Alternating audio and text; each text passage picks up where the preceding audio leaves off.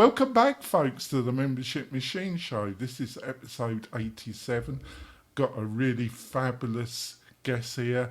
We got Nicole Ouellette here from Breaking Even Communications, a social media and digital marketing agency that Nicole has been running for a number of years. She's got an enormous amount of experience, but she's got kind of second ego, a second life. She's also runs a very popular YouTube channel that's growing, where she fairly, but with a critical marketing mindset, looks at some of the biggest influencers on the internet and especially on YouTube in her own personal style, which I find very amusing.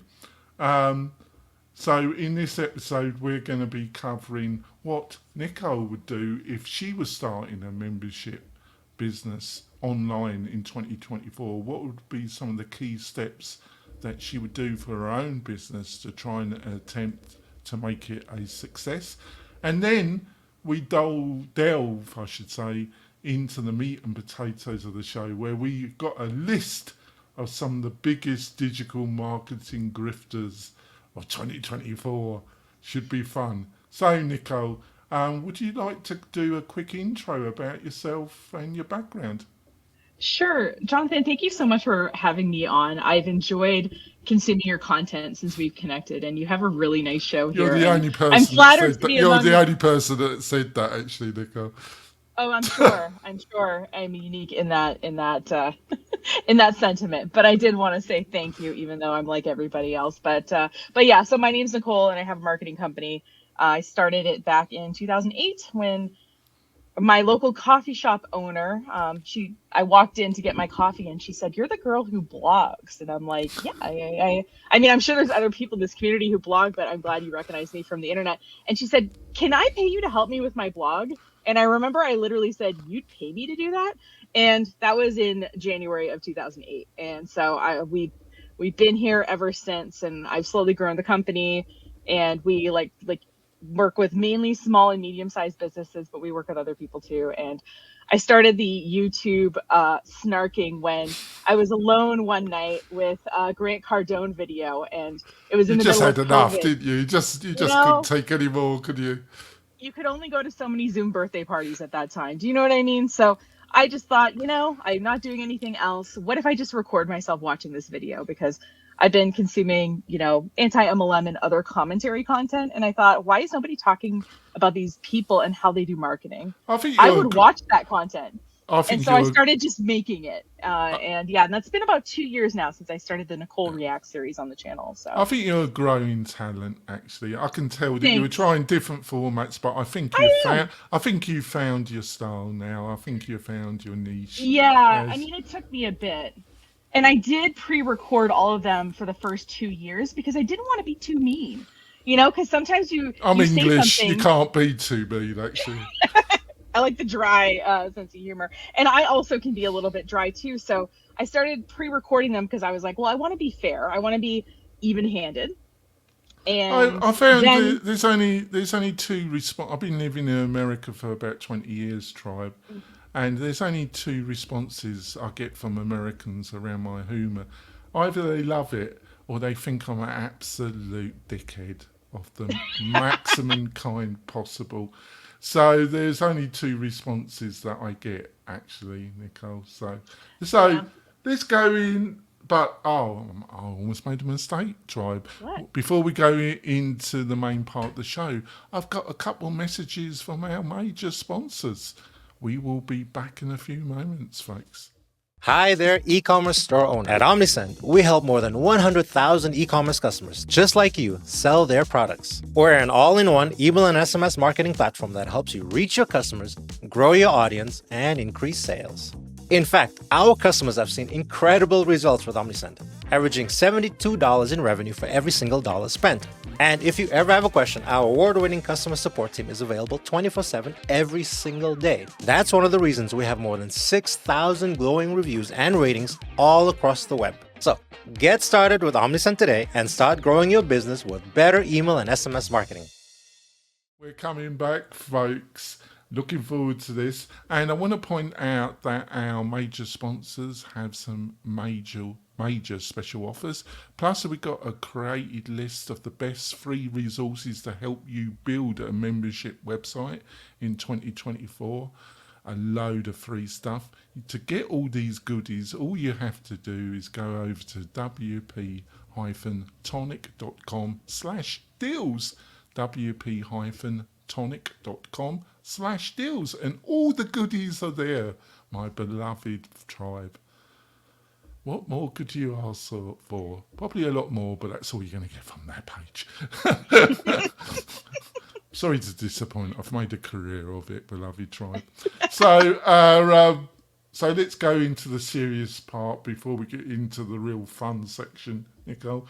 So if you decided that you were going to build a membership side of the business, that you were going to I can't talk this morning. If you were going to attempt to monetize your YouTube channel a little bit more and offer some real value for the right reasons, blah, blah, blah, what would be some of the first steps that you would, based on your experience, that might lead to some success, Nicole? I've had a couple of people on the channel ask me if I was ever going to do memberships.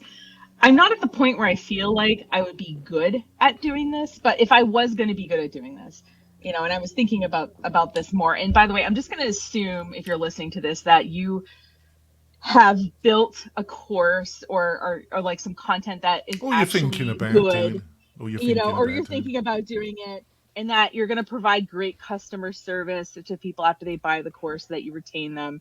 I'm just assuming that's happening, right? But if I was going to start this from scratch, to me, kind of how the marketing would fit into it is, I think most people kind of have the storytelling marketing, a part of marketing kind of down packed. But the other part of marketing, which I think is a little bit less sexy, but is kind of important, is this overcoming of objections. So the great news, I think, is that in this day and age where there's all this really crappy AI generated content and stuff, people are increasingly wanting access to high quality content and information. We're not all going to put glue on our pizza here. So what we want to do is just say, like, okay, I was thinking about, okay, what are the objections I have to joining a membership website myself, so that I can overcome them for the theoretical membership program that I'm making. And there's kind of three questions. So the first one is this for me? Is this membership for me? So if I don't know, set up if there was a membership out there for independently owned car dealerships, right? To be able to compete with the big guys, to be able to, maybe cross-reference each other's inventory. Funny enough, there's a very popular YouTube influencer that's a car dealership in Maine, Perfect. and he sells membership about exactly the sector that you're describing. Oh my God, that's hilarious. What I was thinking is I had to drive my car yesterday to get it worked on at a dealership, and I was like trying to think of like examples that I was going to talk to you about. And I thought, oh, well, that's bad. Then you need some new clients then, because you need to pay the bill then, which is going to be massive, isn't it? Exactly. Yeah. Right. Yeah. So, but if I saw that, and I have a marketing agency, and I see that this is a community or membership platform for this very specific sector, I'm not in that sector, and that's okay. Like, you don't want to spend your time talking to people who are not going to be good customers for your membership. So part of marketing is attracting the right people, and it's also repelling the people that aren't going to fit. So the first question, is this course for me, right? What's the target audience, blah, blah, blah, and being super clear about that in your marketing. So for example, I run targeted ads specifically to other, to people who list these different independent car dealerships as their employers, or people who like specific makes of cars, and maybe I want to say that they're a administrator of a Facebook page, something like that, right? So I would run my ads to that specific group of people to make sure that they saw. Yeah, what I think you're talking about is something that we consistently hit on in this podcast, because it's based on bootstrap SaaS theory, like this book here from Rob Rowling. which I would highly recommend. If you really want to get some really great advice, folks, really go to the Bootstrap startup community. And a Mm-hmm. lot of the things that they cover, you can apply to building a membership website on.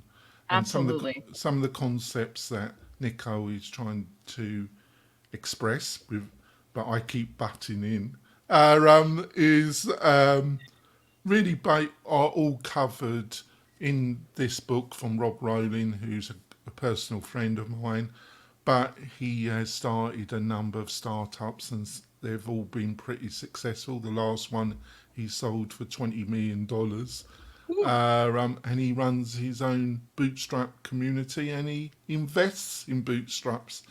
So, and another book, folks, is The Story Machine. Mm. This book influenced my own content production.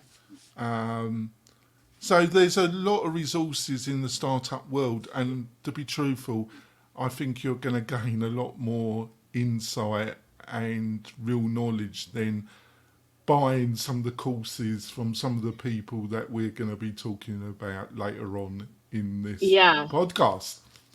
I Sorry. agree. I think books are a really underrated resource in general. And honestly, a lot of these people have books, and if you just read their books, you probably would get most of the content that you probably would have gotten in their course anyway. But so yeah, so the first question I asked myself is this membership community for me? And the second question I ask myself is I look at the people running the course or the person running the course, and I say, can I learn from this person? Can this person teach me anything? So I'm looking for somebody who not only knows the subject matter, who knows all about, for example, running an independent car dealership, but also that they're able to communicate that or teach that kind of stuff. Because sometimes just because someone knows the content doesn't mean they're necessarily great at explaining it. So I would want to know that I could learn from the person. So if you're going to do a membership website, I think a great way to do that is to show people how you teach stuff. This could be, doing a free webinar that people can sign up for so they can see your teaching style. This could be taking snippets of something that you've taught and, putting it on, social media as, Reels or TikToks or YouTube Shorts or something like that.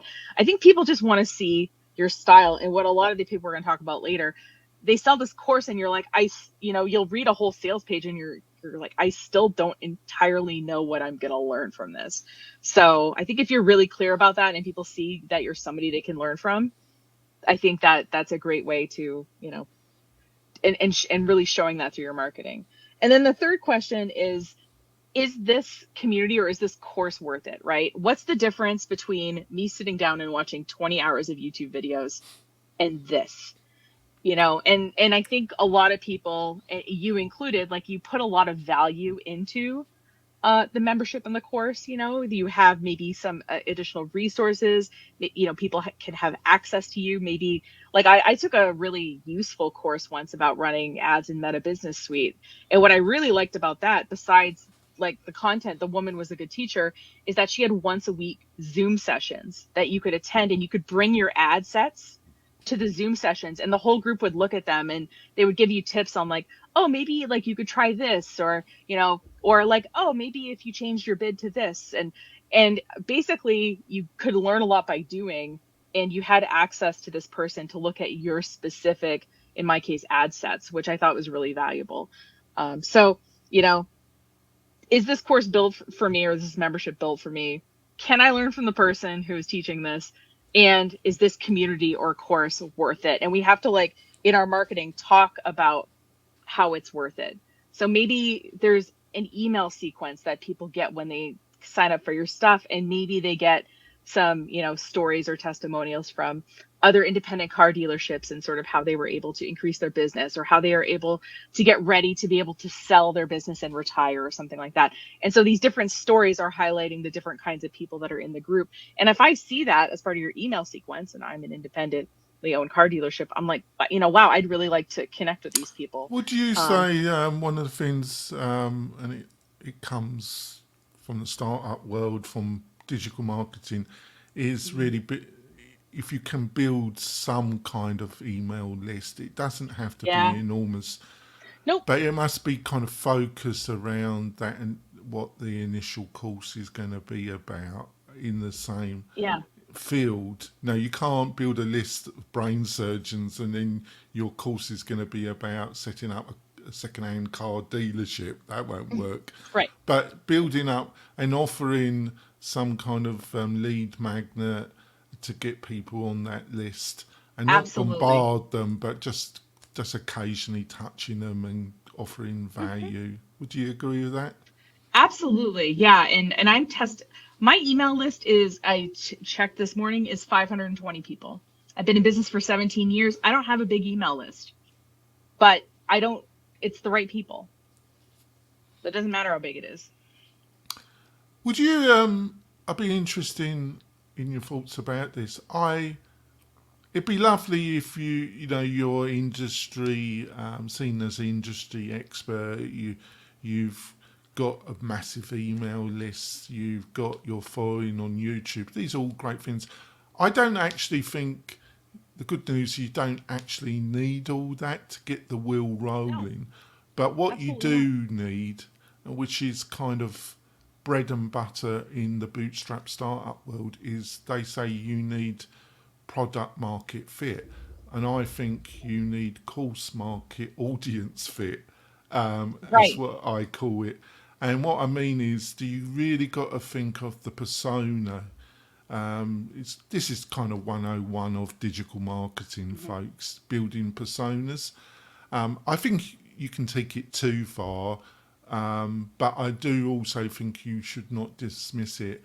Make that persona individual, the ideal person that would benefit from what you're offering, and then keeping that in your mind with all the initial marketing content you're going to do. So it's really focused on that individual that you can literally visualize. Would you agree with some of those concepts? Absolutely, yeah. And that's kind of like my first question: is this course for me? Like I'm sort of like thinking of it, I guess, from the audience perspective. But absolutely, you want to think through like who is this membership for? And then let's say that you don't know enough brain surgeons for your brain surgeon membership community. There's ways to target these people online, mainly through ads, right? And for a couple of $100, you could probably find it. A couple of $100, send people to the website or the offer, and based on how they interact with it, I think that will give you some information that you can work with in terms of, have you built something that these people think is valuable? Yeah, that's another thing. I've got my own view about paid traffic, through Facebook or Google adverts or YouTube. I think trying out that you've got the persona correct and putting a small budget is fine. I think where it goes wrong is until you've really clarified your membership fit, is it really appealing to your target audience, and you get this first batch of students in.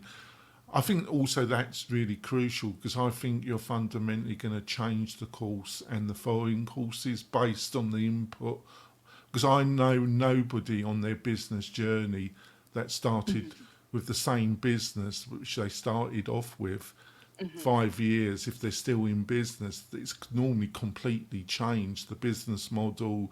Even a lot of the offerings, it's adapted to the wants of the customer base, basically. Yeah. And I think kind of besides using whatever marketing channels you're using, whether it's social media, email, your website, paid ads, whatever, to basically address these three objections, I think that also a part of it, and you're kind of alluding to, is maybe having some kind of beta test group or something to give you that qualitative feedback from your target audience. And I guess the times that I have done courses is when I start with that, and either a free webinar where I just get a bunch of people to it, or I start with a beta test group that I'm working with for over the course of a few weeks for them to go through the content and give me feedback. I usually will get customers even out of that, even though that's not the aim of it, because I do get a lot of valuable information that allows me to tweak and say, okay, where do people need additional support, or what other things, I'm running something right now that's probably going to be a sort of course with a beta group. And someone asked me this really basic question that I didn't like, oh, how do I find my engagement rate on Instagram? I am so used to using these social media dashboards that pull in all my data for me. You have to actually calculate your overall engagement rate on Meta. Like if you're looking at just your Meta insights, you have to like look at the interactions and divide it by reach to get your engagement rate. And I would have never known that unless that person asked me that very basic question the other day. So I think, so what I'm saying, folks, is I think putting a little bit of budget through Facebook or Google Adverts isn't a bad idea, so you can get some initial traction. But then I would lay off, even if you had the money, because you're just going to waste it. Because, I agree. And you're going to waste it even if you hire somebody that's got a lot of experience in running adverts, because you're asking the impossible for them, because you haven't clarified your business model yet. You haven't clarified who the elements of what you're offering that offers the most value. You've got to clarify all that before you put on what I call gasoline on the fire, which is what I see paid advertising as.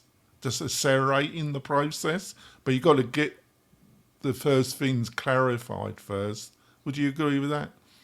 Yeah, and I find when people work on their own marketing, you end up kind of clarifying it even for yourself, because you're working on these social media posts to communicate about your group, and then you think, oh, wait a minute. And as you're writing it, I find that process really ends up clarifying things when I do it anyway. Right. Personally. Now, I think one of the reasons why I asked Nicole, because this list of dubious individuals that we're going to go through, in my personal opinion, this is all my personal opinion, folks. I'm going to be saying that quite a bit. This is my personal opinion. just a cover. All right, this is my personal opinion. Is that I feel some of these individuals and they're kind of poster sons and daughters of this particular way of selling. I think in some ways they've caused some damage and they've discredited online learning. And because I think it definitely, I've joined courses and they haven't been life changing, but they've really helped me accelerate my learning process. And they've been around the $500, maximum $1,000. So, and I've definitely got a few things out of them. There've been some that I've got less out, and others I've got even more. Not only have they met my expectation, they're well gone beyond it. Others have just met roughly my expectation, right? So but I think this whole subset of people, they are more kind of dream sellers, aren't they? In a way, would you agree with that? Yeah, I mean, I think the problems I have in part with the people that we're going to talk about today, there's just a couple main things that I like that get my hackles up. And one is income claims or any kind of, which they are usually clever enough to not do in the actual like YouTube title or description, but they'll do it in the thumbnail. Like one of our companions, I think today, like it said like, oh, how to make money doing this or whatever. And the thumbnail said $250 a day on Instagram Reels. So that's an implication that like you're going to make $250 a day making Instagram Reels, which is way more than the average American even would make in a year. Like if you look at it, like, and it's like, does that make any sense? No. So I really don't like it when they do that. And then I also really don't like it when they, how can I say this? There's not one thing that's going to change your entire business. And they always like imply that like their one method or their one thing is going to change the whole course of your business. But I guess the good news is if one whole thing can't make your business successful, there's not one whole thing that'll tank your business. I guess, I don't know, unless you do something really, really horrible, like really horrible. But yeah, so those are kind of like my main problems with these people is that there's either some income claims or they act like, oh, this one thing is going to change everything. And then, if it doesn't work, it's your mindset. Yes, like it's if your mindset. things don't work, it's your mindset. But we must understand mindset. if you allow your mindset to become totally cynical, that's a problem. Sure. But if you're Pollyannish about everything, that's also a problem. It's finding a balance, isn't it? But Right. have you got Yeah. any thoughts? Because obviously I'm English. I've been living in America 20 years. I've lived in about 4 to 5 other countries in Europe and in South America. I find, obviously, if you're in digital marketing, you quickly understand that you can't sell ice to Eskimos. That that your product or service, there has to be a receptive audience. You can't. So, have you got any thoughts? What is it about American culture that makes it so accessible to these kind of messages and individuals? There seems to be a tradition in American culture has some enormous strengths, optimism. Most Americans that I've worked with are extremely hard workers, and very family. I know you wouldn't get this impression from the media, but a lot of Americans are extremely family focused and very hard workers. But you also got this side that comes from like P.T. Balderman or Henry Kellogg, this kind of wheeler dealer, kind of bigger than life individual. There seems to be a part of American culture that is attracted to these type of individuals. You got any thoughts about that? Well, I think so. One of the famous, song, if you can make it here, you can make it anywhere. And this idea of the American dream, right? So our whole lives, as Americans, we've been told if we work hard enough and if we persevere, that we can be a millionaire, we can get to the top of the company, we can become a movie star, whatever. I think that a lot of people have been sort of programmed that, okay, if I work hard, I'm going to get this, right? And what we don't see, and what some of these people won't show us, is that like maybe they came from money, maybe they were connected to somebody who made a helpful introduction, maybe they were, in the right place at the right time for this thing to happen. And as Americans, we don't like to acknowledge like those things. There's a lot of variables. There's a lot of variables, isn't it? Exactly. So when we see successful people, we assume that they worked hard to get there. And I'm not saying, by the way, all successful people didn't work to get there. I'm saying that there's other factors, if they really looked at it, that contributed to their success. Most. Maybe some, in my opinion, some of the people that we're going to discuss probably weren't the hardest workers. Fair enough. In my opinion. In my opinion too. But, and the thing, and I'm not, like I said, I'm not taking away that typically hard work is a component, but that, as like I said, if we don't talk about the other things, it's kind of not really a fair discussion. So I think as Americans, if you've worked really hard for like 10, 15, 20 years and you're not successful, you're thinking, oh, but if I work hard, I'm supposed to be successful. Maybe I'm working hard at the wrong thing. So then we have a cleverly placed YouTube ad, or, this person shares, I don't want to give away any of their names, shares a social media post from this very successful marketing guru. And then you're like, oh, well, maybe if I follow them and work hard in the way they tell me to work hard, I'll be successful. Yeah, the thing they seem to be selling, a lot of them, is their own success, really. Yes. So get ready, folks. We're going to go into our list, but we're going to go for our middle break first. I think it's been a great conversation with Nicole.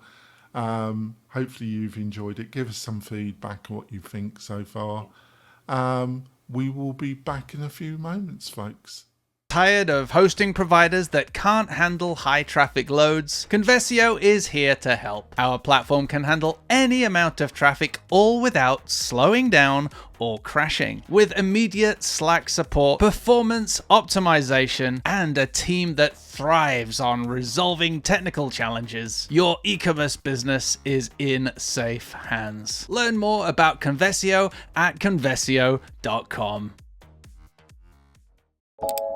This podcast episode is brought to you by Lifter LMS, the leading learning management system solution for WordPress. If you or your client are creating any kind of online course, training-based membership website, or any type of e-learning project, Lifter LMS is the most secure, stable, well-supported solution on the market.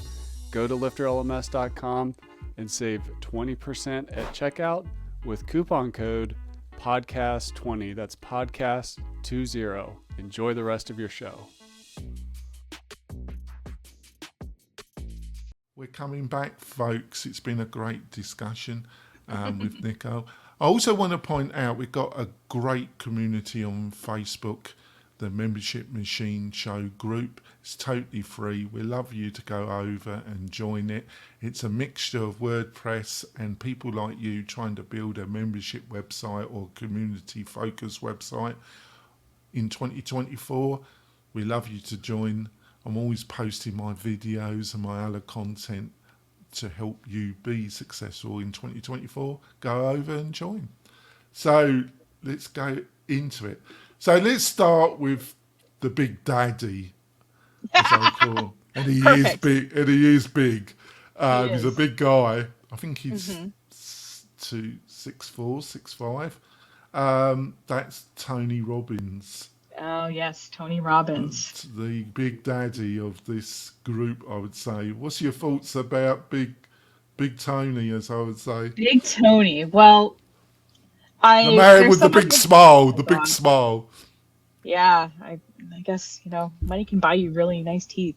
So the thing with Tony is, his stuff is very general, but we all kind of know that he uses a lot of psychological tactics, in particular his live events, like keeping people up, for 12 hours straight or something. No, well, like that's what I mean is like you look into and I have no idea why people buy. I have no idea why people buy his shit. I have absolutely no idea. I'm sorry, I'm gonna be truthful about it. Right. Well, and to me, Tony Robbins commits one of my guru fallacies, which is that just because you're rich doesn't mean you know everything. I would say, like, other people... In my opinion, he knows nothing. In my opinion, absolutely nothing. His stuff is pretty general. Like, if you watched a 3-hour Tony Robbins presentation and I said, hey, can you summarize that presentation? You probably could do it in 2 or 3 sentences. Do you know what I mean? So I guess that's my... But he's got a skill, and it's a skill I haven't got. But I've known... I've known some people that... Good, really fantastic salespeople. And they can fill an empty space with just word salad, but when you analyse it, there's no meaning to it. But they can just go on and on. And but why has he been so successful? I think he kind of the sidecar. He kind of was in the right place at the right time. I think Oprah gave him a great break. And also he was into this fire walking. That's how he got his initial... This sounds bizarre that somebody that reckons he can give you any business really got his audience by walking on fire. But that's how he's notally... I can't talk, sorry.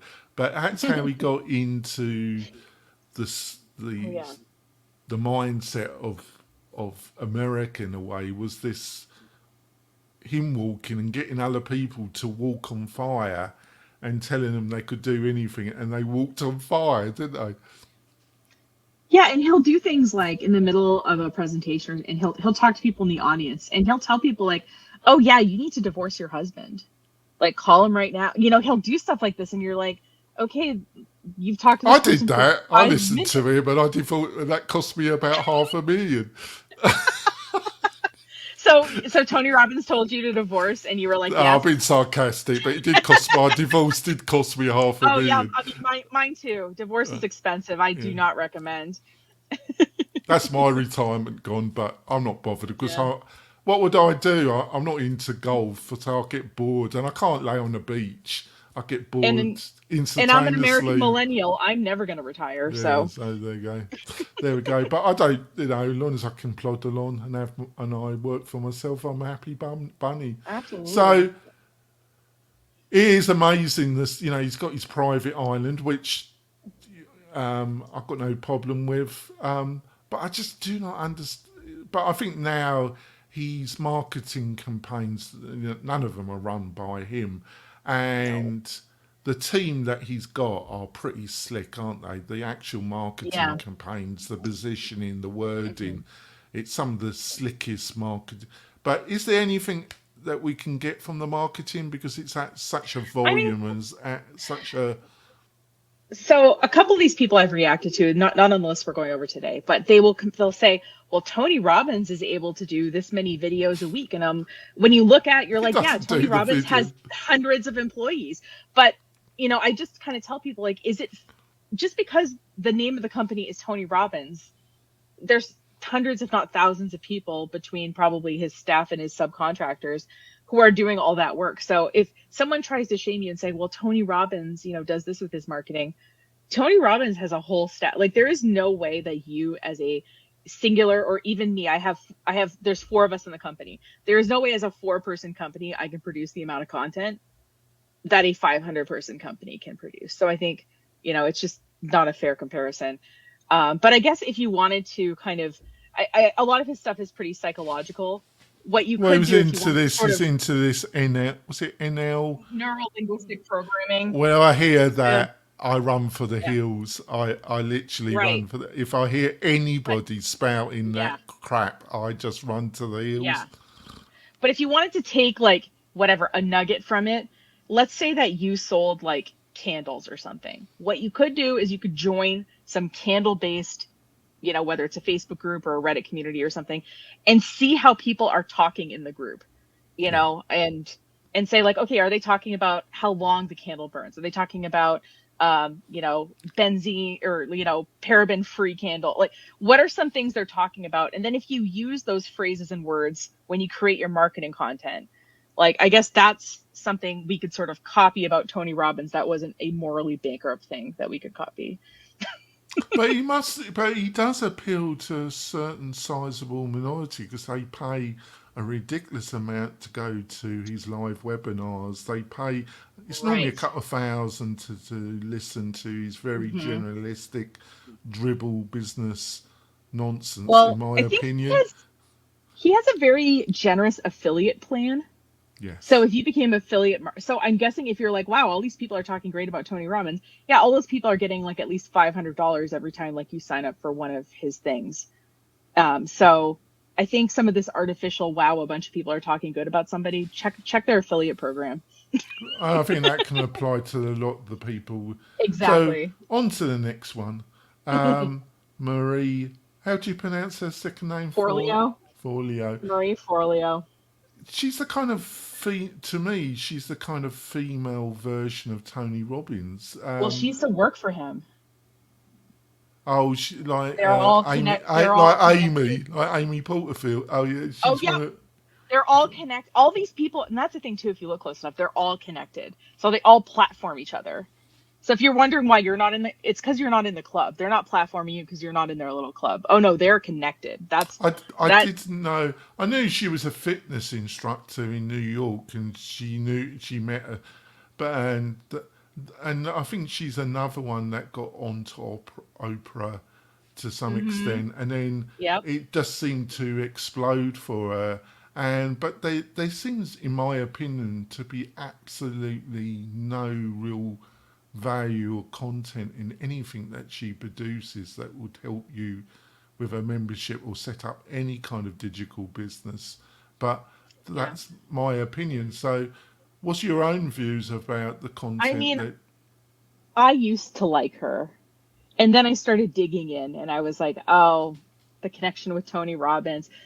And I mean, she has some, she had this, I forgot what it was called, but she had like some little show where people could submit her question, and then she would give them very generic marketing advice, which is fine if you do not have that general marketing advice, I guess.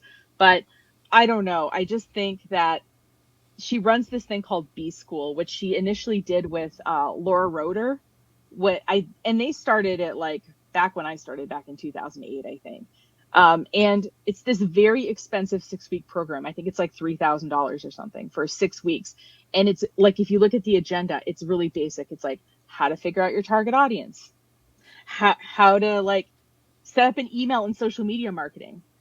It's just very kind of general stuff that I feel like if you read a couple of business books or, worked with your local SBDC or something, that you probably could do yourself. And then, she's like, oh, I have over 300 positive testimonials, but she's had 30,000-ish people go through it. So I'm like, okay, well, so you pointed that out with somebody else. That when you do the actual mathematics, it's not so impressive, is it? Exactly. Like it's a volume thing. But so the B school thing, I think is well. I think I think like are awful. I think like Tony, she does communicate very effectively, and she is an attractive woman, and she knows how to communicate, and she got herself into the right crowd. I didn't know she was one of these work disciples of Tony, like you say. I think there's a picture of them standing together somewhere even. Yeah, I don't know if she worked for him as like a salesperson or she was like his assistant or something, but there is definitely a Tony connection. Like that's pretty direct. So so there's a few of them, and what's the main thing?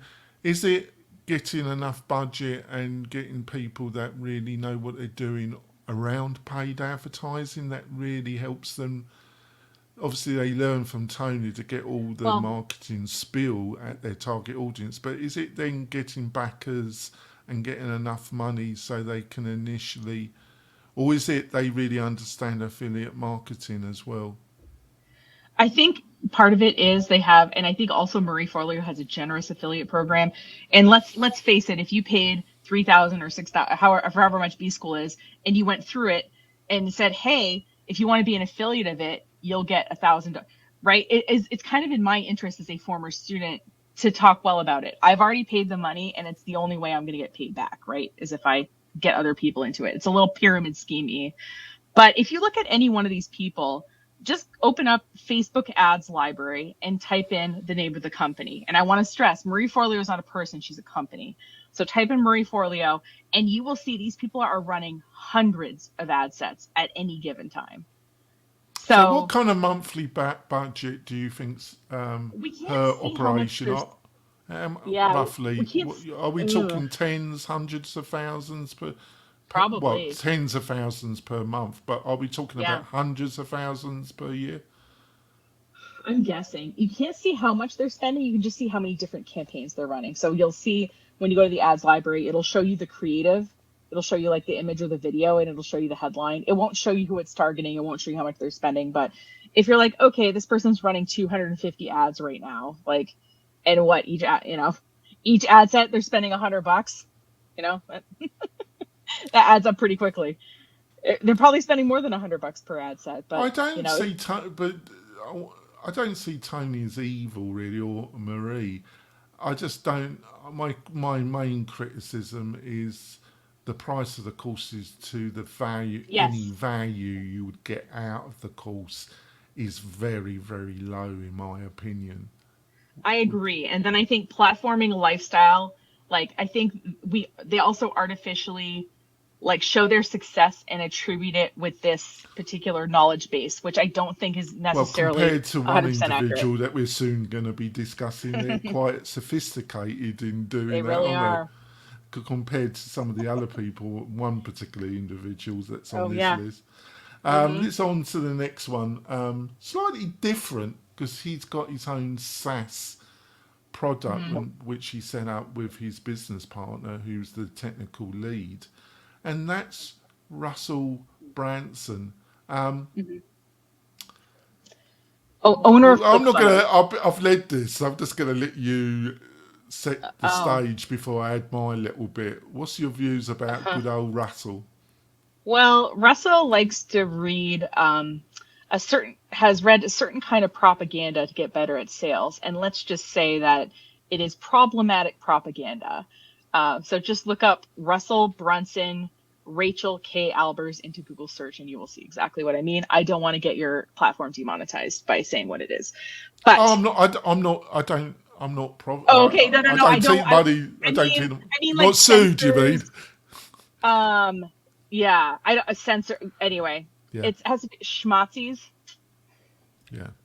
Nazi propaganda. Yeah. So, and also, so the thing with Russell Brunson, so there's some connections there. He's also connected with some other problematic people, and he's connected with some of these other gurus too. So he owns ClickFunnels, which is a, you know, a SaaS. I mean, personally, like, and you're somebody who knows like websites too. Like when you look at it, you're like, okay, I think this is a little overpriced for what it is. That's kind of my main thing with Well, they had ClickFunnels. their I own really troubles because they tried to update it with version 2, and it's been an ongoing little bit of a train wreck, in my opinion. They've Right. lost to other SaaS platforms.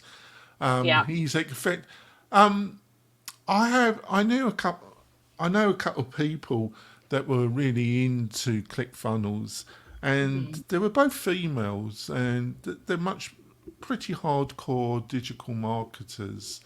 A bit cynical, really, Sure. but you get a lot of people that have been in a number of years into digital marketing, and they can get, and so, but they knew their stuff, and they went to a couple of old ClickFunnels.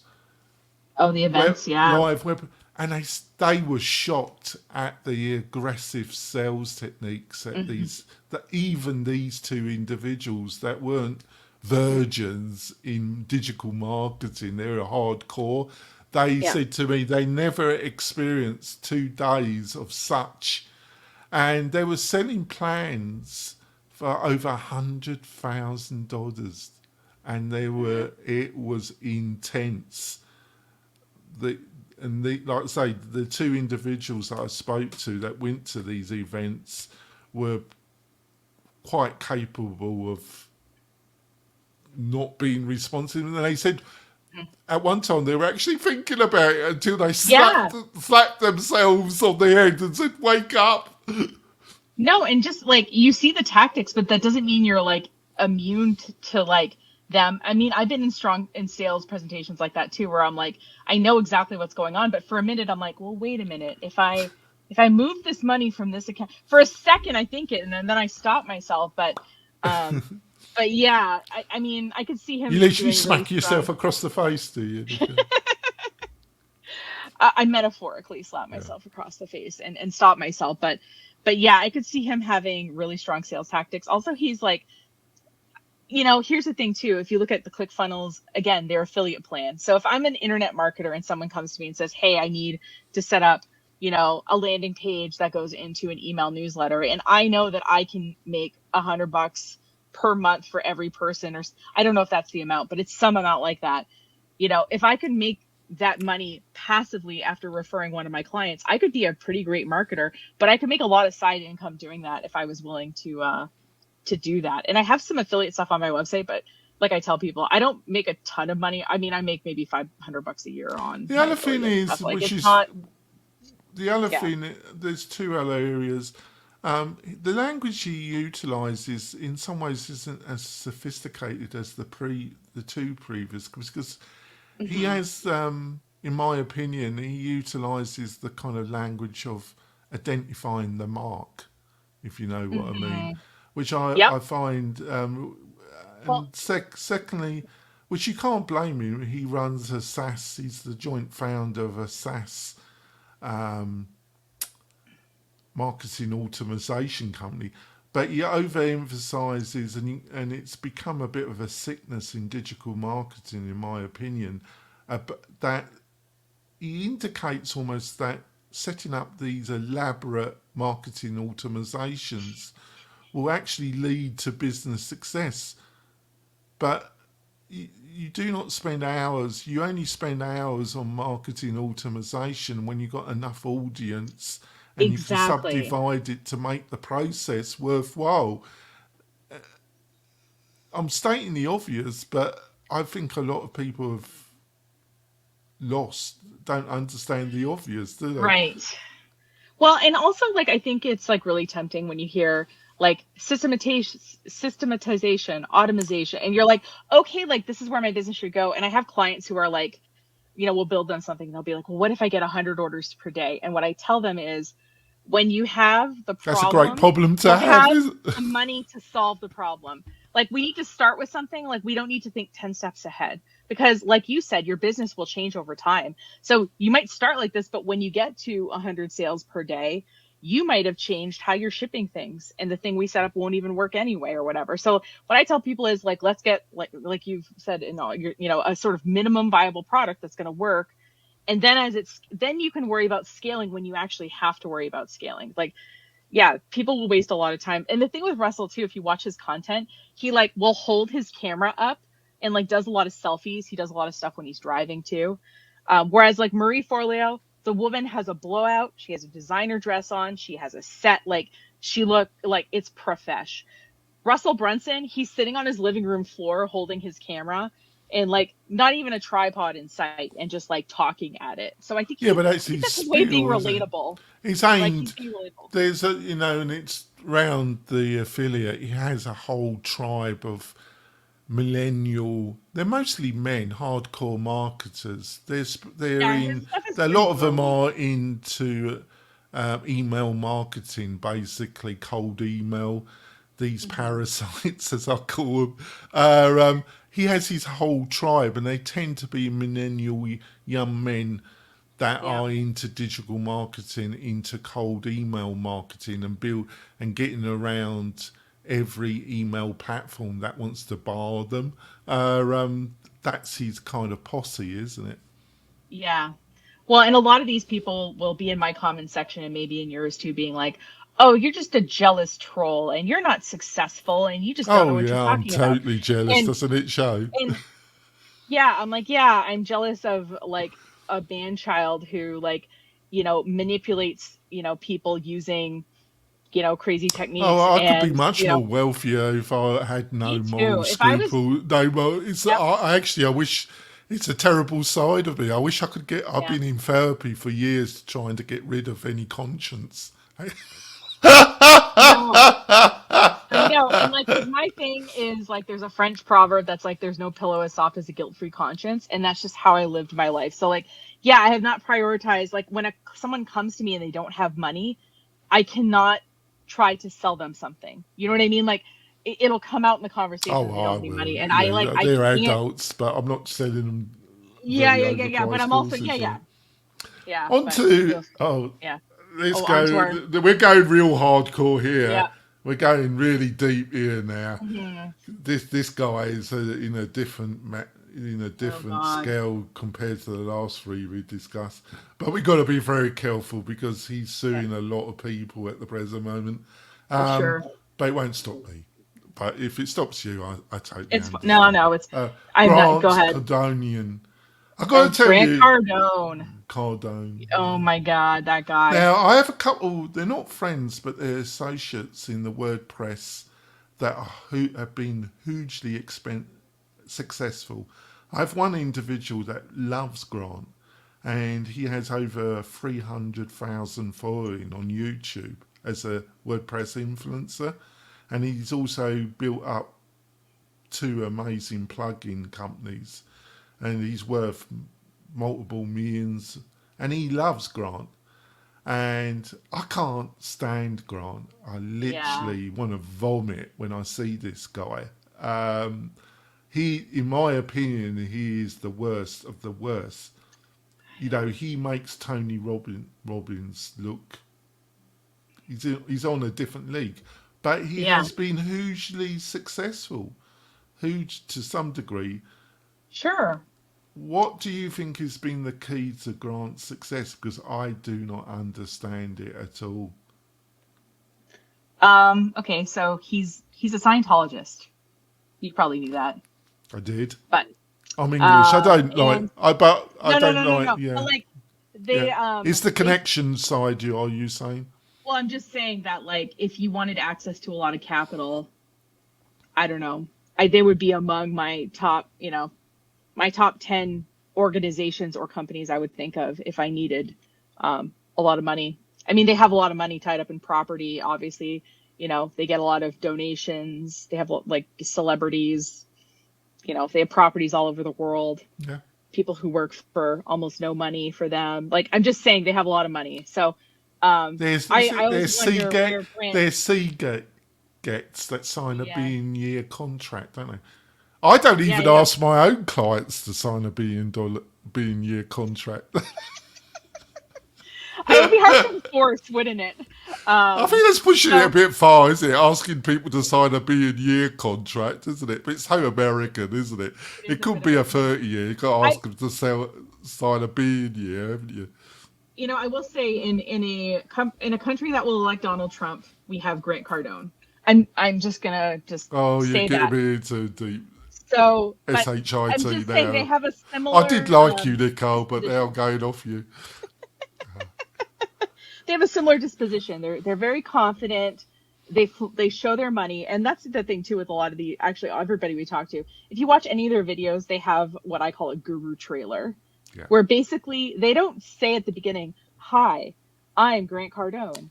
I have $1 million." They don't say that. They show their private plane coming in. They show themselves standing on stage in front of 1,000 people. And they have a set. You know. It's been written about in a number of these self-help books. They have there's whole niche of people that look at these individuals, and they have a set pattern, don't they?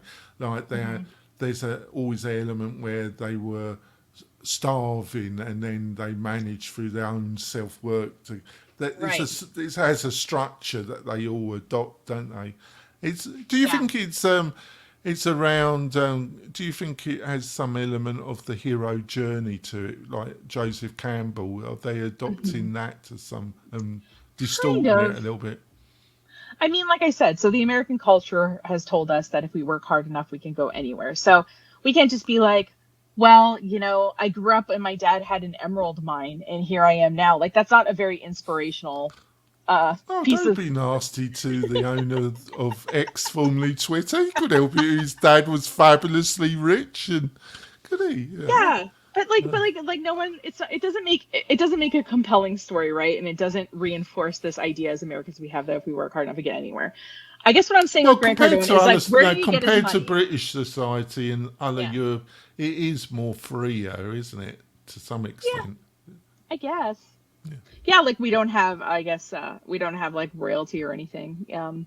But we have people who just make a lot of money and have a lot of power in society because of it. But yeah, so my question with Grant Cardone is like, where did he get his money? And what I would challenge anyone to do, there's no Wikipedia page about him, which I think is interesting. Or there wasn't when I recorded the initial couple of videos I did about him. There's only like a sort of Scientology equivalent of Wikipedia. And if you listen to, I've watched and reacted to 3 of his longer format videos. His timelines where he talks about his life do not line up. Like in one video, you were quite detailed about your dive. Yeah, that's. I can't do that because nothing about him appeals to me at all. Absolutely, I just actually he's less sophisticated than some of the others that we've spoken about. I just find the whole presentation, it's less sophisticated, it's even more in your face. And I just find the whole thing, in my personal opinion, semi-revolting. But maybe that's my Englishness. Maybe that's my Englishness. No, and he's pivoted from marketing to real estate and to like taking people's money to invest and invest in real estate. And I'm like, and he like will talk down about like, well, a bank will only give you money. And I'm like, yeah, banks have to follow very specific rules about money. They have to keep a certain amount of money on hand. They're so honest, these American banks, aren't they? Well, no, but at least like they have regulations around them. If I give Grant Cardone money, like the FDIC is not insuring that. Like, you know, I mean, at least I don't think they are. But yeah, not, no. Well, also too, when he presents information, if you want to say, listen, I think he's an upstanding man, fine. Try to follow one of his presentations. And I don't know if he's like, he probably honestly, you know, I'm like, I don't know if he's got some kind of, you know, a neural processing thing or something, but he cannot like stay on a topic. I think I'm not going to know. I had one of the people that works for me, really fantastic guy. And we're having a chat with him, and because I don't watch American television, I've stopped watching it about 8 years ago, and it's really I've gone on to something much worse. I just watch YouTube, But the only thing with YouTube is you don't get all these crime shows because there's only so many murders that your psyche can take, isn't it? It's a bit of a bummer, isn't it? All this murder, isn't it?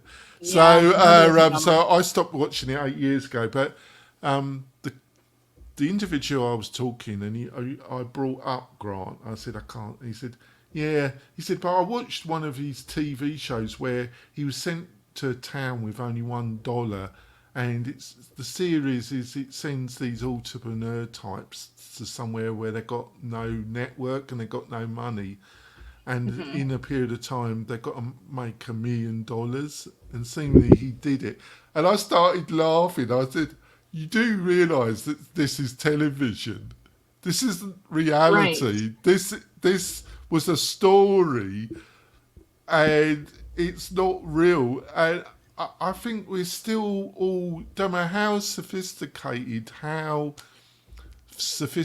we think we are still, it's just part of the human condition. We cannot accept that most what is put on our computer, our tablet, or on our TV screen has no reality to it, has it? Right. Well, and even in that so the fun thing about that show is you hear Grant Cardone talk about it, and he is mad about the way he was portrayed. I don't know if he sued them, but he definitely threatened to. So he's mad at this. Well, there's not many people he hasn't threatened to sue, is it? But it's like this production company gave you a national platform. Do you know what I mean? Like, obviously they're going to like edit things the way they want, right? But the other thing too is if you watch that show, because I watched it, so part of when he got there, he found somebody who let them live. I think he like lived in someone's like trailer, like they weren't using it or something. And so throughout this whole thing, people help him. Yeah. And what I really don't like about this whole American narrative, I made it on my own. No, you didn't. Like, you know, like even if we say like, oh, I made it on my own. Okay, well, my community, I have a paved road in front of my business. I have electricity running into my business. My family were my first customers. Like, I'm just saying that like we all have had help. So these people who are like, I'm going to like go there and I'm going to do it myself.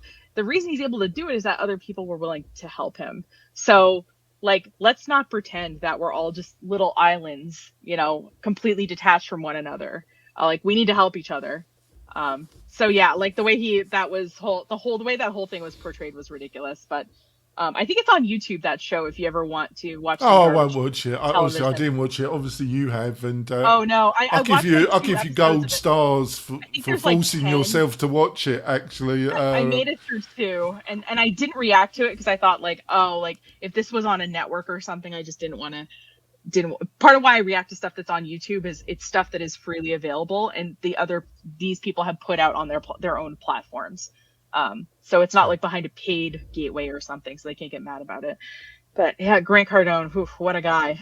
You never forget your first. Here's my first reaction. It was easy. I could go somewhere there, but I'm not going to. I'm too much of English gentleman at heart. On to the next one. Sonny Lenarduzzi. Sonny Lenarduzzi, I think. Yeah. Lenarduzzi. Yep. I've taken some of her concepts and actually stolen them, like Picasso. I don't think all of her content is. I would say in terms of the list, she's definitely not. She's definitely in a different league to some of the other individuals that we've discussed. Absolutely. I just think there are some of the concepts are totally fine, and it's obviously it all has to lead to them hiring her and her team.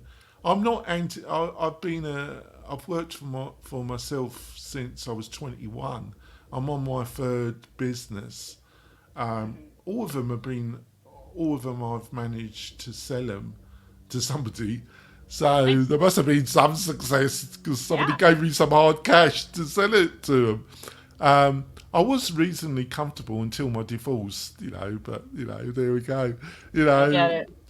There is a heart in my body. I've tried to remove it as much as possible.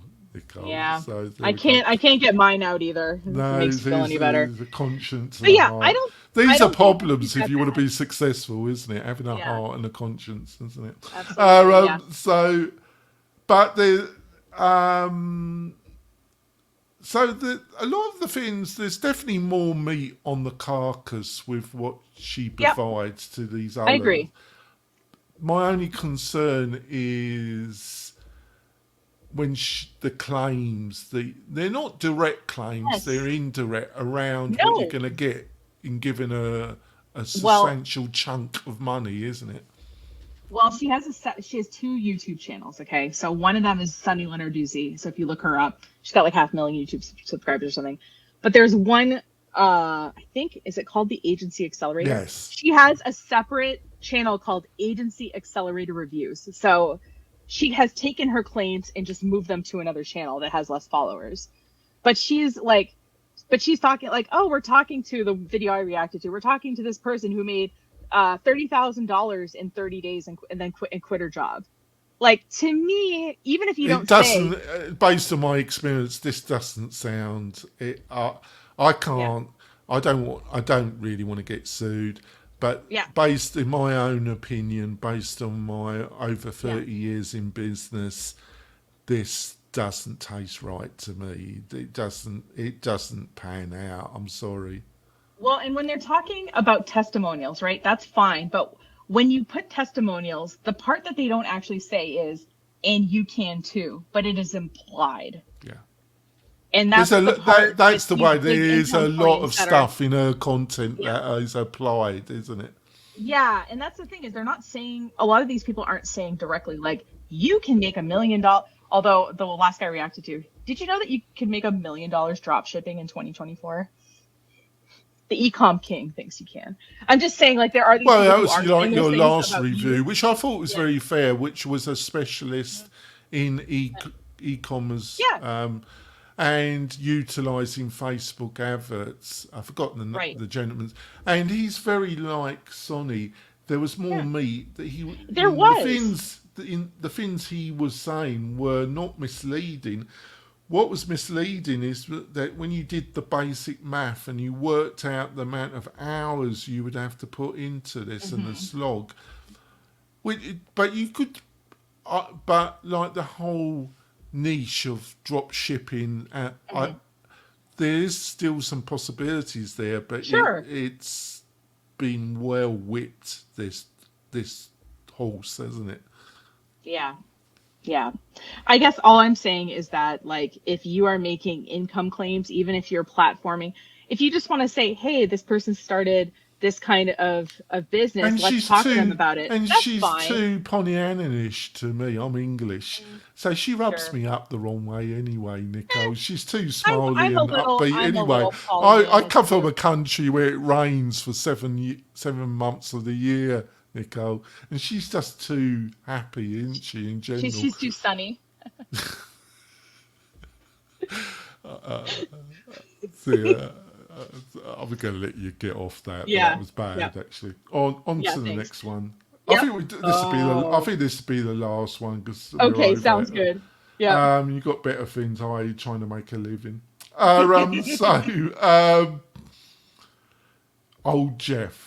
Jeff, how do you pronounce it? Lena? Jeff Lerner. Lerner. Mm-hmm. Yeah, good old Jeff. He's Jeff. Yeah.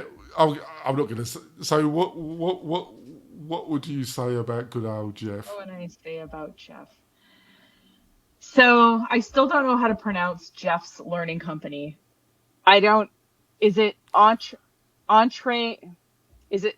I don't know. It's like don't ask me. I'm not the king of pronouncing. I've made that quite obvious during this interview. No. But like, he has like this entree learning or I don't know if it's entree or entre, like the way it's spelled. Like, I don't know. Anyway. Well, isn't that 101 of marketing? You actually need a name of your company that's pronounceable.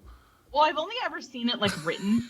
And he's never said it at the beginning. He's not like, "Hi, I'm Jeff Lerner and my company is blah." Like, I haven't found him pronouncing it really. So, but it's like some e-learning platform. And he decided that he wanted to build a bunch of courses about marketing because he thought he should help people with marketing. And I'm like, has this guy been on the internet for the last 20 years? Like, I mean, if you want to say I've seen the courses about marketing and I have a different approach or something, but to pretend that there's no revolutionary, setting up lead magnet pages for people. Yeah, basically.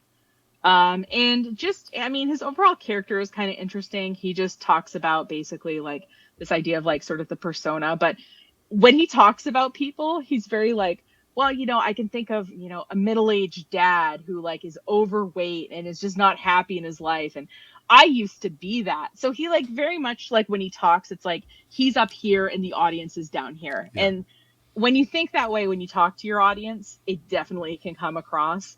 But in one of the videos, the whole video was called How to Get Your First, I forget if it was 1,000 or million or something, followers on Instagram. And he proceeded to not talk about it at all, which was just really funny. It's so obvious, you know, well, he admitted it, June. I did watch that video, and he admitted that he hired what was unbelievable with that video, but bless his little heart. He actually said he actually had hired an agency and actually had bought paid subscribers. That's in the video. Yep. And then after I did that video, he posted some Instagram thing that I happened to see, and it was like, I deleted 70,000 of my Instagram followers. Here's why I did it. Like, I just wanted to concentrate. You told people you were so insane in your video to tell people. That's why, you idiot. Or like, did Instagram delete them? Do you know what I mean? Like, where they bought followers and the Instagram just did a major clean out. But if you want to just go on a wild ride, just go to his Social Blade stats and just look at the follower changes. There's these like huge spikes and dips. And then if you just go to like a normal, like if you go to like your followers, like there's like a slow, steady, you know, like normal, like this guy, it is literally a roller coaster. If you follow the graph, it's kind of funny. So, but you've consumed much more of his stuff. Unfortunately, he just appears in front of me for his utter enormous spend on YouTube. He must spend over 100,000 on YouTube adverts, mustn't he? So somebody's buying this, in my opinion, somebody's buying this garbage from him. But there's nothing. You've watched more of his videos. Is there any serious content in what he's producing? No. Like, understand your audience. I do have my problems with Sonny. But there is some truth in some. There at least. There is some content in some, which is she's the only person on this list. Yeah. I was on two minds to put her on the list, but it's the claims that she makes that's my problem with her. That's kind of my problem with her too. And some of the video testimonials that she's got are hilarious. You know, they're not the best. There's so many, this is where the wheel falls off the marketing wagon, doesn't it, for her? Yeah. But compared to some of these other people, she's a saint, isn't she? Really. Well, and some of the people I react to, like I said, like there's actual like nuggets you can take from it. Yeah. You know, and I think you take what you know, a broken clock is right twice a day. Like you take the things that you're like, oh, that's like a cool idea, and incorporate it in your marketing and leave the rest. Just don't. If these people already are an 8-figure business owner, don't give them any more money. They have enough money, clearly. You know. Do you want to finish? Do you want to finish the list, or do you want to be off? Oh no, let's go. I think there's only one more. Alex, let's talk about Muscle Man. Let's talk about Muscle Man here. The bearded Alex one. Hormozy. Yeah, what's your views on this geezer? Oh my God, one of my clients loves him, and that's how I found him. But all these people, I know rational people. I know rational people that love one or two of these people. They and I just don't get it, because normally they're more successful in business, and they still like these people, and I don't get it. So I thought I needed therapy from the Queen of Insight of these people. Well, I don't know about the Queen of Insight. I mean, like I said, I just have. I have. You are becoming a bit of a niche star, actually, Nicole. No, I have I have a few hundred people on Instagram, and I've got 1,000-ish people on YouTube. I am not at all a giant influencer. I've just only been doing marketing for 18 years, and I've worked with like about 500 different businesses at this point. So like, I just have seen a lot of marketing from the other So side. tell And us when I about hear these Alex people- then.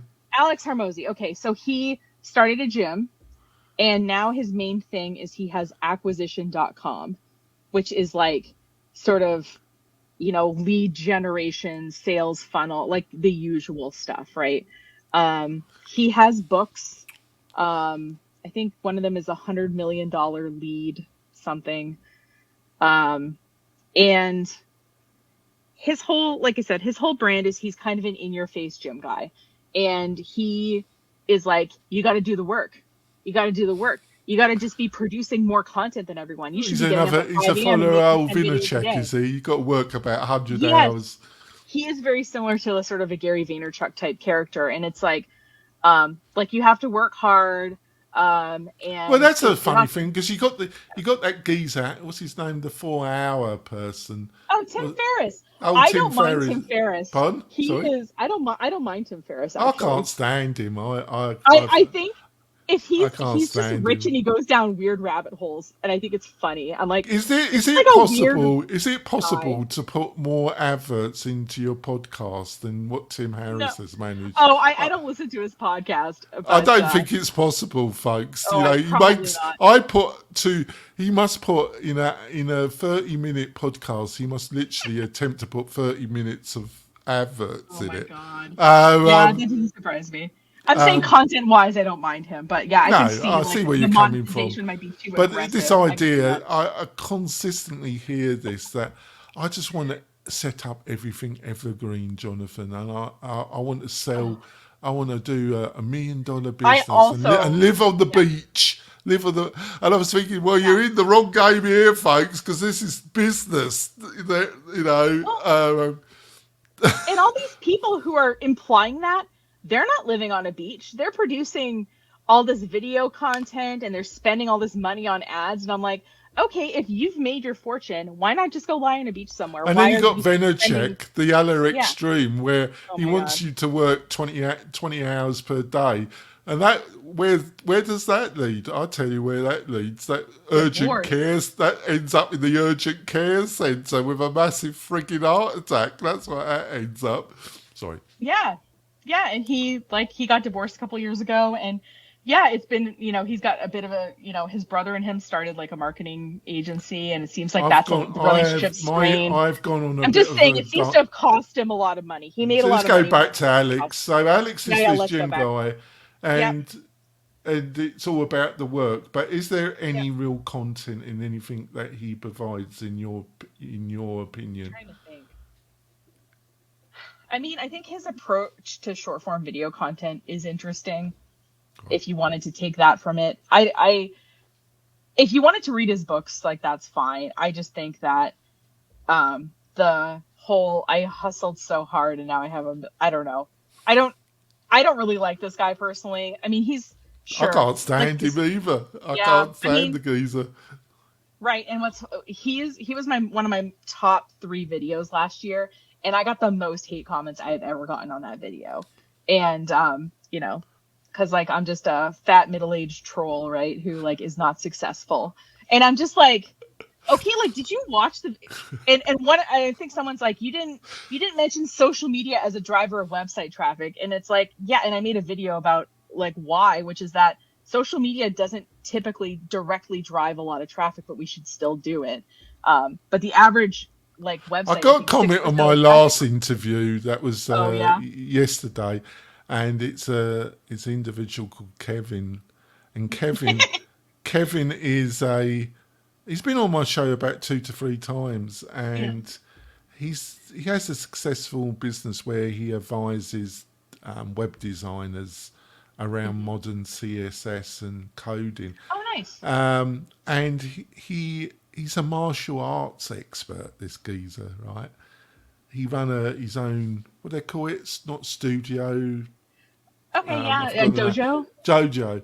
And he is a true martial karate judo. I was a black belt in judo myself many years ago. Not now, though. I couldn't.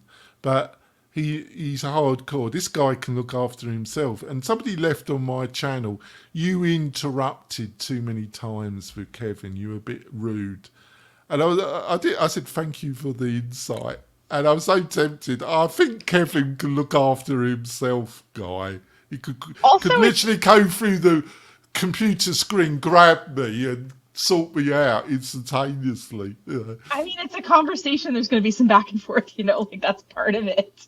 That's why we didn't pre-record our sections. But yeah, I don't know. And then Alex Hormozy is married, and his wife is also kind of like a hustle person.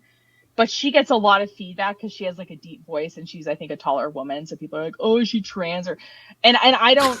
I want to just say I don't want to. People are so horrible. They're even worse than people us. Are awful. Like, being a person on the internet and just being. And that's the other thing with some of these people too, is it's like, okay, like some of this too, like if you're attractive, that also will help you sell things too. Like, can we you just don't stop? say. Yeah, it's like, yeah, like, that's.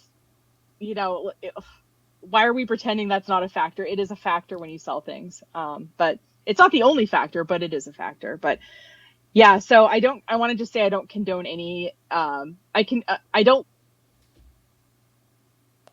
Oh, you switched. It's not because, no, I don't like. So basically, this is a very long-winded. This is a long-winded way of saying you don't find much value in what he's to do. Nope. All right. I don't. Sorry. Well, I think we've had a good bitching session here, folks. But I think I thought I just wanted to get somebody that has spent a lot of time watching all these people. I've spent hundreds of hours watching these people. You really, for her duty here, Nicole really needs some support, folks, because she's gone beyond the core duty. I couldn't actually do it myself. I had to take I did have to take a mental health break for a couple of months because it was starting to get to me a little bit. But I got some videos in the queue and I'm coming back. Coming back, bro. So, Nicole, what's the best way for people to find out more about you and what you're up to? Yeah, if you want to go to the YouTube channel, Breaking Even Communications, I have a whole playlist called Nicole Reacts to Online Marketing Gurus. So if you want to and I try to interrupt periodically and make stupid jokes and stuff to just kind of pass the time. So you can check that out if you want to kind of see my general approach. The website, breakingeveninc.com, has a list of our services, some of our clients. I have probably, I think, about 1,800 blog posts on there too. So I probably blogged about it at some point in the last 17 years, if I've blogged about it at all. And yeah, I would say that those two places, and then any social media, we're pretty much everywhere as Breaking. So when it comes to your own agency, what are, obviously I get the impression you help quite a diverse group, but are there any particular types, businesses that you particularly like helping out? Well, I mean, because I split my time between two small places. I have a lot of clients in the general areas, and it's just people I know in real life. I like doing work with with people that I know I can pop by. I can help them, get content done or something. I mean, I can work remotely too, but I'm just looking. I really like working with smart people who know what they want, because then we can have a conversation, and people who kind of see me as a partner. I think one of the videos I have queued up about Alex is he talks about how the agency trap, and it's I'm not trying to trap anyone. I'm trying to just provide marketing. It's and in my video, I'm the trainer trap. Oh yeah, you go to the gym. I can assure people I'm not trapping anybody. You ask for a certain list of services, and I'll give you a price. Yeah, I'm not trying to trap anybody.